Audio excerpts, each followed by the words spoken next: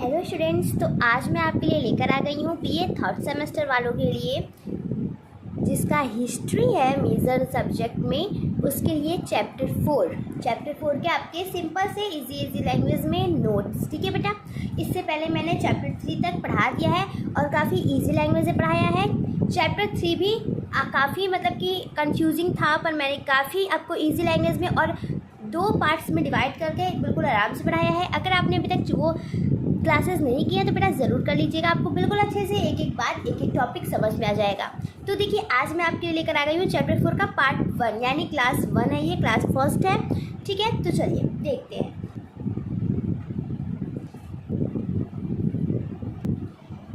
देखिए, east India company का प्रादेशिक विस्तार 1717 1856 तक। देखिए, इसमें बेटा आपको पढ़ना है, इस चैप्टर का नाम क्या है आपके 4th चैप्टर का, कि ईस्ट इंडिया कंपनी। आपने फर्स्ट चैप्टर पढ़ा होगा तो आपको पता होगा कि ईस्ट इंडिया कंपनी क्या है, कहाँ से आई। तो देखिए, जो ईस्ट इंडिया कंपनी है ना, उसका प्रादेशिक विस्तार आपको पढ़ना है चैप्टर 4 में। ठीक है, 1770 से 1856 तक। अब ये कहाँ, मराठा, सिंध एवं अवध। ठीक है, तो ये हो गया आपका चैप्टर का नाम बेटा। ठीक है, अब देखिए, तृतीय पानीपत के युद्ध में, यानी कि जो तीसरा पानीपत का युद्ध होता है, तृतीय पानीपत के युद्ध में मराठों की हार के बाद पेशवा बालाजी बाजीराव बहुत ज़्यादा दुखी हो जाते हैं और इसी दुख के साथ उनकी मृत्यु हो जाती है। ठीक है, और जिसके बाद उनके पुत्र माधव को, यानी कि माधव राव को पेशवा बनाया जाता है। ठीक है, लेकिन इससे माधव के चाचा, देखिए कंफ्यूज नहीं होइएगा यहाँ पे आप। ठीक है, देखिए, पानीपत का तीसरे युद्ध के बाद मराठों की हार हो जाती है, जिससे बालाजी, जो मतलब कि उस वक्त के जो पेशवा हैं बालाजी बाजीराव, वो बहुत दुखी हो जाते हैं और इस दुख के कारण, इस पीड़ा के कारण उनकी मृत्यु हो जाती है। ठीक है, और मृत्यु के बाद उनके जो पुत्र हैं माधव राव, उनको पेशवा बनाया जाता है। लेकिन माधव राव के पेशवा बनने से ना बेटा, माधव के चाचा, यानी माधव राव के चाचा, यानी कि बालाजी बाजीराव के भाई, ठीक है, जिनका नाम है रघुनाथ राव, वो खुश नहीं थे। वो नहीं चाहते थे कि माधव राव क्या बने, पेशवा बने। क्यों नहीं चाहते थे? क्योंकि वो खुद पेशवा बनना चाहते थे, वो स्वयं को पेशवा के रूप में देखते थे बेटा, इसलिए। ठीक है, बाद में जब माधव राव की टीबी की बीमारी, यानी कि जो टीबी की बीमारी होती है ना, उसके कारण मृत्यु हो जाती है। ठीक है, तब उनके भी मतलब कि तब उनके भाई, किसके भाई, माधव राव के भाई नारायण राव को पेशवा बना दिया जाता है। फिर से जो रघुनाथ राव है, फिर से वो पेशवा नहीं बन जाते हैं। ठीक है, तो किसे बना दिया जा रहा है, नारायण राव को पेशवा बना दिया जाता है। परंतु इस क्रम में रघुनाथ राव की जो ईर्ष्या है, यानी कि जो जेलसी की भावना है, जो जलन की भावना है और जो दुख है पेशवा बनने का, वो बढ़ता जा रहा है। ठीक है, इसके कुछ ही समय बाद रघुनाथ राव एक षड्यंत्र के तहत, यानी कि अब जो रघुनाथ राव है कुछ प्लानिंग करते हैं, कुछ षड्यंत्र करते हैं। ठीक है, देखिए, अब कुछ ही समय के बाद रघुनाथ राव एक षड्यंत्र के तहत नारायण राव की हत्या करवा देते हैं और खुद को पेशवा घोषित कर देते हैं, अनाउंस कर देते हैं कि मैं पेशवा हूँ। ठीक है, पेशवा घोषित कर देते हैं खुद को। कौन कर देता है बेटा, लिंक बनाए रखिएगा, लिंक टूटने नहीं दीजिएगा। ठीक है, कौन, बीच बीच में आप खुद से क्वेश्चन करिए कि किसने खुद को पेशवा घोषित कर दिया, नारायण राव की हत्या किसने करा दी। ठीक है, तो ये सब कौन है, देखिए, रघुनाथ राव ने ही नारायण राव की हत्या करवा दी और पेशवा खुद को घोषित कर लिया। ठीक है, अब देखिए, परंतु कोई उसे पेशवा के पद के योग्य नहीं मानता था। ठीक है, इसके बाद नारायण राव जो है ना, उनकी पत्नी, यानी कि नारायण राव की पत्नी उनके पुत्र को जन्म देती है और उनके पुत्र को सवाई माधव राव नाम दिया जाता है। मराठा साम्राज्य के प्रभावशाली मंत्री नाना फडणवीस द्वारा नारायण राव के पुत्र सवाई माधव राव की पेशवा बनाने का अभियान चलाया। यानी कि कौन चला रहा है, ये जो मतलब कि ये मराठा साम्राज्य के एक प्रभावशाली मंत्री हैं, जिनका नाम है नाना फडणवीस। तो ये क्या करते हैं, नारायण राव के पुत्र सवाई माधव राव को पेशवा बनाने का अभियान चलाते हैं। ठीक है, अब देखिए, मराठा साम्राज्य के प्रभावशाली व्यक्ति भी इस अभियान में जुड़ जाते हैं। ठीक है, यहाँ पे देखिएगा पुत्र किसका है, पुत्र है नारायण राव का। ठीक है, नारायण राव के पुत्र सवाई माधवराव को कौन पेशवा बनाना चाहता है, नाना फडणवीस। नाना फडणवीस कौन है, तो वो है आपके बहुत ही मतलब कि पावरफुल मंत्री, प्रभावशाली मंत्री है। ठीक है, अब देखिए, अब जो इनके इस अभियान में और भी मराठा साम्राज्य जुड़ जाते हैं, और भी जो मराठा साम्राज्य के प्रभावशाली व्यक्ति जो होते हैं वो इस अभियान में भाग लेने लगते हैं। और अब तब नाना फडणवीस द्वारा बाई भाई परिषद का गठन किया जाता है, जिसके द्वारा वे अपने इस अभियान को सफल बनाने की कोशिश करते हैं। ठीक है, जिसमें वे कुछ समय बाद सफल भी हो जाते हैं।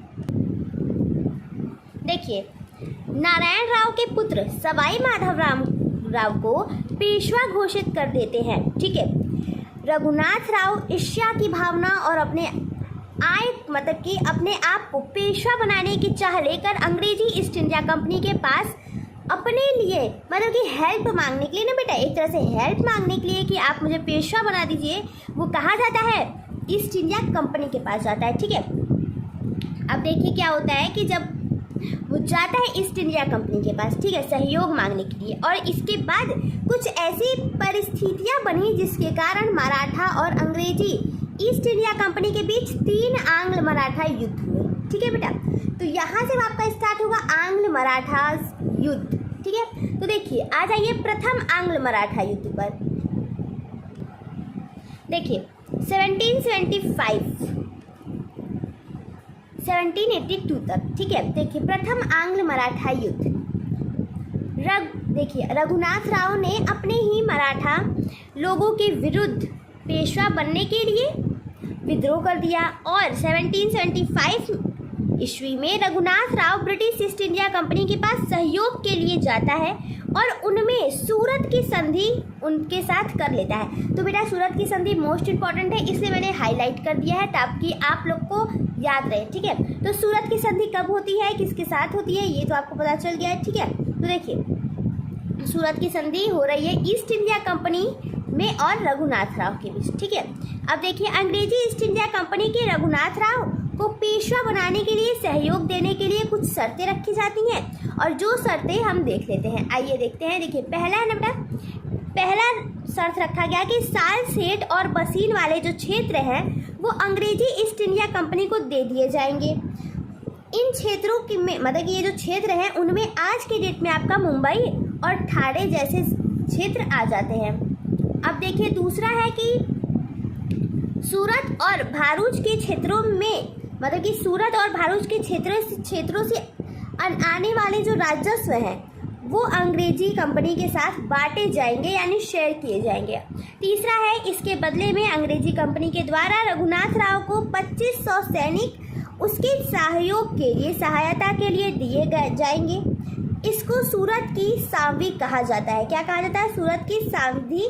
देखिए इसे हम सूरत की संधि कहते हैं। ठीक है, अब देखिए जो ये शर्तें अभी अभी आपने देखी ये रघुनाथ राव मान लेते हैं। ठीक है, देखिए इसके बाद सूरत की संधि के तहत रघुनाथ राव और अंग्रेजी कंपनी की तरफ से कर्नल कीटिंग अपने देखिए अब इसके बाद क्या होता है। आई होप आपको इतना बिल्कुल अच्छे से बेटा समझ आ गया होगा। ठीक है, अगर आपको कोई कंफ्यूजन है तो आप कमेंट में कर दीजिएगा, मैं आपको अगली क्लास में उसे क्लियर कर दूंगी। ठीक है, अब देखिए ये संधि तो हो गई। देखिए इसके बाद जो सूरत की संधि के तहत क्या होता है कि रघुनाथ राव और अंग्रेजी कंपनी की तरफ से कर्नल कीटिंग अपने सैनिकों के साथ मराठा साम्राज्य के साथ युद्ध करने के लिए चले जाते हैं। हरिपंत फड़के ये जो है जो भारबाई परिषद के सदस्य भी थे उनके द्वारा मराठों की तरफ से नेतृत्व किया गया, यानी कि मराठों की तरफ से कौन नेतृत्व कर रहा है? भारबाई। ठीक है, नेतृत्व किया गया और इस प्रकार 1775 में प्रथम आंग्ल मराठा युद्ध की शुरुआत हुई। परंतु इस युद्ध के दौरान जो सूरत की संधि की प्रतिलिपि यानी कि जो सूरत की संधि हुई थी ना बेटा, उसकी प्रतिलिपि बंगाल प्रेसिडेंसी में पास होने के लिए गई हुई थी। उसको मतलब कि उस समय उसे बंगाल के गवर्नर जनरल वॉरेन हेस्टिंग्टन द्वारा अस्वीकार कर दिया गया, ठीक है, उसे एक्सेप्ट नहीं किया गया और बंगाल प्रेसिडेंसी द्वारा मराठों को भी यह युद्ध समाप्त करने के लिए कहा गया, ठीक है। अब देखिए आगे क्या होता है कि अब जब जो बंगाल से हेस्टिंग्टन है उसने उसे अस्वीकार कर दिया है, तो और जो मराठों को भी ये कह दिया गया है कि युद्ध समाप्त कर दीजिए। अब हेस्टिंग्टन द्वारा कर्नल उपटन को मराठों के पास पुरंदर की संधि करने के लिए भेज दिया जाता है, ठीक है। कौन जा रहा है? देखिए जो बंगाल के गवर्नर हैं वॉरेन हेस्टिंग्टन, वो चले जाते हैं, मतलब कि वो अपने तरफ से कर्नल उपटन उन्हें भेजते हैं कि मराठों के पास जाइए और संधि करिए, ठीक है। और वो किसकी संधि करते हैं? पुरंदर की संधि करते हैं। तो पुरंदर की संधि आगे आपका सेकंड मोस्ट इंपॉर्टेंट टॉपिक, और आपका ये जो प्रथम आंग्ल मराठा युद्ध शुरू हुआ था ये, ठीक है। तो आइए अब देखते हैं पुरंदर की संधि क्या है। देखिए इस संधि, अब देखिए पहले तो पुरंदर की संधि हो रही है, ठीक है। पुरंदर की संधि होती है मराठों और अंग्रेजों के बीच, कब होती है? 1776 में, ठीक है। देखिए पहला, इस संधि के तहत सवाई माधवराव को ही, जो सवाई माधवराव हैं उन्हें ही पेशवा बनाया जाएगा, ठीक है। दूसरा, इसके साथ अंग्रेजी कंपनी के द्वारा मराठों को किसी भी विरोधी के साथ संधि नहीं, मतलब कि ये जो अभी पुरंदर की संधि हो रही है उसका शर्त ये, पहला तो आपने देख लिया। दूसरा है कि इसके साथ जो अंग्रेजी कंपनी के द्वारा मराठों के किसी भी विरोधी, यानी कि जो मराठों के विरोधी होंगे उनके साथ संधि नहीं की जाएगी, रघुनाथ राव से भी नहीं। तीसरा है, इस युद्ध के दौरान अंग्रेजी कंपनी द्वारा मराठों के जिन क्षेत्रों पर कब्जा किया गया था वे मराठों को रिटर्न वापस दे दिए जाएंगे, ठीक है।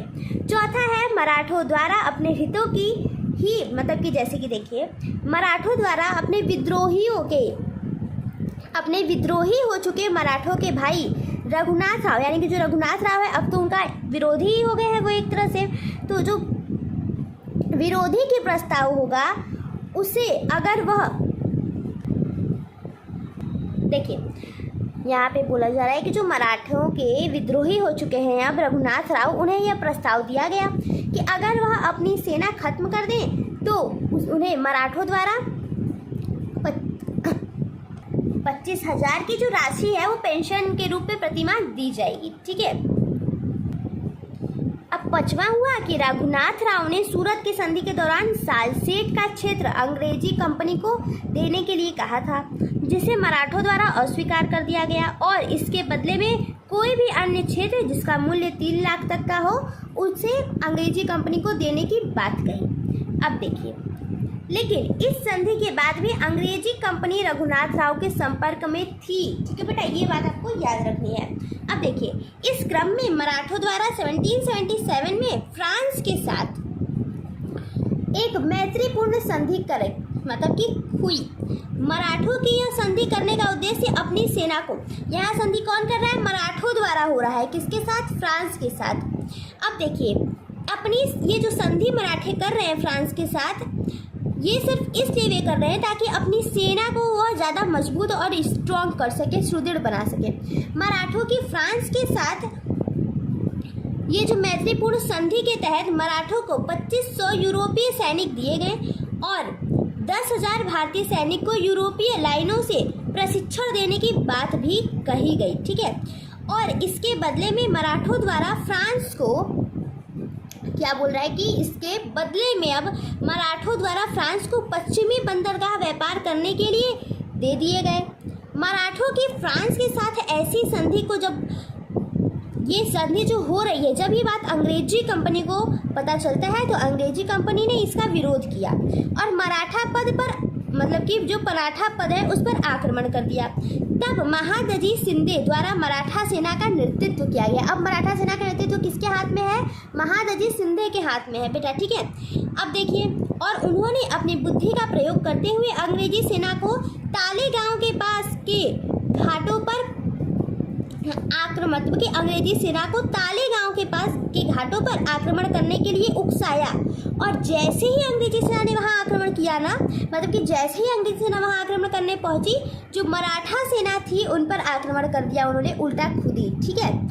और इसके साथ मराठा सेना ने अंग्रेजी सेना को खदौली में बने हुए जो बेस को ही ध्वस्त कर दिया। ठीक है, अब यह सब देखकर अंग्रेजी सेना भाग खड़ी हुई और वडगांव क्षेत्र के मराठा सेना द्वारा अंग्रेज की सेना को पूर्ण रूप से घेर लिया गया और इसके बाद 1779 में अंग्रेजी सेना को समर्पण करना पड़ा। ठीक है बेटा, इसके बाद आता है वडगांव की संधि। ठीक है, जो होती है 1779 में। ये अब हम ये देखेंगे बेटा नेक्स्ट क्लास में, पार्ट 2 में। आई होप आपको इतना समझ में आया होगा। देखिए, अगर आप सब कुछ एक ही बार पढ़ लोगे तो हो सकता है कि आप कंफ्यूज रह लोगे। ठीक है, आप इतना नोट्स बनाओ। अगर आपको कुछ कंफ्यूजन है तो कमेंट करके पूछ लीजिएगा या फिर आप क्लास रिपीट पे देख लीजिए, आपको समझ में आ जाएगा। तो ये था आपका चैप्टर 4 का पार्ट 1, ईस्ट इंडिया कंपनी का प्रादेशिक विस्तार। ठीक है, आई होप आपको ये जो प्रथम आंग्ल मराठा युद्ध है इसमें कोई कंफ्यूजन नहीं रहा होगा। चलिए मिलते हैं नेक्स्ट क्लास में।